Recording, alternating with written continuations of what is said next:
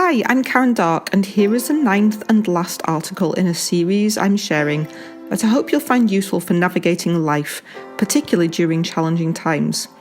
The articles have been exploring some of the topics and emotions that can help us transcend difficult stuff and connect us with some of the inner gold we all have inside. This article is all about possibility. I was born in the West Yorkshire town of Halifax, England. It's famous for old mills, its building society, and more recently a few TV dramas like Happy Valley. Yes, I grew up there. My first ever bank account was with the Halifax, and the account required me to give it a title. I called it Dreams. Thinking beyond the realms of what seems logical or probable has been a lifelong habit. It's reflected in the types of quotes I'm drawn to. What you can do or dream you can, begin it. Boldness has genius, power, and magic in it, by Goethe. A more recent, anonymous one I particularly like is, excellence is a result of caring more than others think is wise, risking more than others think is safe, dreaming more than others think is practical, and expecting more than others think is possible. In 2014, I was introduced to someone with a similar dream big approach to life. Jose Manuel Lopez has just completed a race called I'm Possible. It involved doing an Ironman triathlon every day for 30 days. For those unfamiliar with Ironman, that's a 2.4 mile swim, 112 miles of cycling, and then a mere 26.2 mile marathon. Of course, even more extreme versions of that exist now too, like double, triple, and ultra Ironman editions. But staying on track with the story, Jose Manuel seemed to me like he must be superhuman.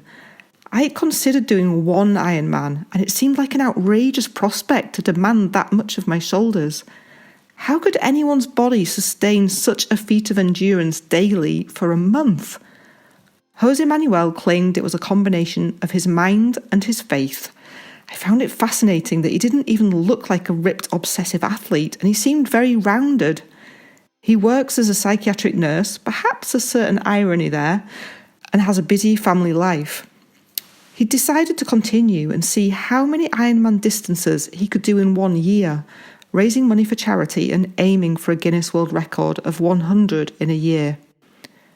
To fit this into his busy life, he would finish a night shift, do an Ironman during the day, catch maybe an hour or two of sleep, and then go back to do another shift. I was so impressed at his seemingly superhuman ability that I shook his hand and agreed that I would do the last Ironman of his year with him, thinking if he can do 100, surely I can do one. In the end, he broke the Guinness World Record and managed to complete 90 Ironman distances in a year. Joining him on his ultimate effort was a privilege, but more than anything, a reminder that when we overcome the limitations of our mind, then we make surprising things possible. You can see the film of I'm Possible on Vimeo. What seems impossible to one person isn't even a grain of sand in the shoe to another. Our versions of what's possible are largely dictated by what we've become trained to believe, based on our childhood, our life experiences, our social and cultural environments, and so on. From sport to business, the pattern is the same. Climbing the local hill to the supermarket is a version of Everest to some. Losing a few million in a bad business decision, then gaining it all and more back again, might be some people's version of a regular day in the office, but way beyond conceivable imagination to others. During COVID-19 lockdown, I've been reflecting on these views of possible and impossible and I'm possible. It brought me back to the last of my Quest 79 journeys and consideration of how I've been approaching it. The continent is Antarctica. For over a decade, I have dreamed of this, but it has always seemed somehow impossible on many levels, physically, financially, environmentally, and so on. However, finally, during lockdown, something has unlocked in me. It seems that a surprising plan is unfolding that I believe will lead to this journey.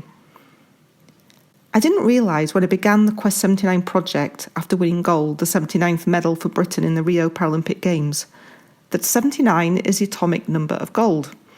I later learned that 79 degrees latitude and longitude lies in unknown virgin Antarctica.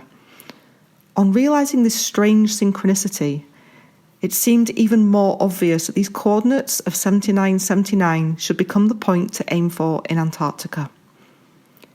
Instead of following the trodden path to the South Pole, the plan is to create the Pole of Possibility at 7979. The challenging, uncertain and complex environment of Antarctica is a representation of the world we live in. The creation of the new pole will be marked with an emblem that will inspire hope about what can be achieved when we unite with heart towards a purpose. I see it as representing inner gold, the possibility within us all to make a difference. I'm feeling an equal mix of excitement and intimidation, as is normal for most of us with any challenge that lies before us. Being paralysed means lots of hidden challenges like body temperature control, skin care, toilet challenges, and of course not being able to walk, that make an adventure like this a huge project. However, we always have a choice to contract back into our familiar, known world, or to step forward and expand into an unknown, unfamiliar place where vast new possibilities exist. In that zone of unknown possibilities, we always learn and discover something new and find the opportunity to change our world.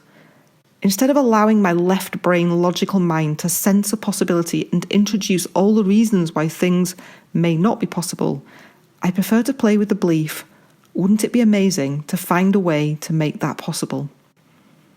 I know I'm not unique in thinking like this, and I've come across some interesting approaches to health and well-being that ask the question, what else might be possible?